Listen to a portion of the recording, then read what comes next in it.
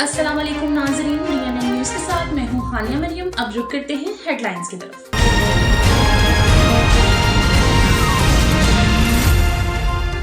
ضلع ننکانہ صاحب سے رائے غلام عباس کھرل کی رپورٹ کے مطابق وزیر اعلیٰ پنجاب مریم نواز شریف کی طرف سے ڈسٹرکٹ ہیڈ کوارٹر ہسپتال ننکانہ صاحب میں عرصہ دراز سے زیر علاج سانس کی مریضہ ایک یتیم بچی کو آکسیجن مشین فراہم کر دی گئی۔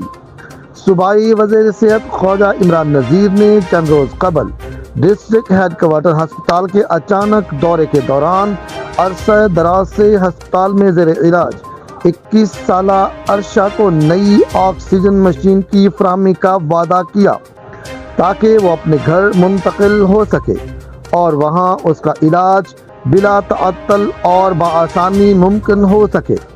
Medical superintendent doctor Rana Iftikhar Mohiuddin نے آکسیجن مشین مریضہ کے حوالے کی اور وزیر اعلیٰ پنجاب کی طرف سے نیک تمناؤں کا اظہار کرتے ہوئے اس کی جلد مکمل صحتیابی کے لیے دعا کی۔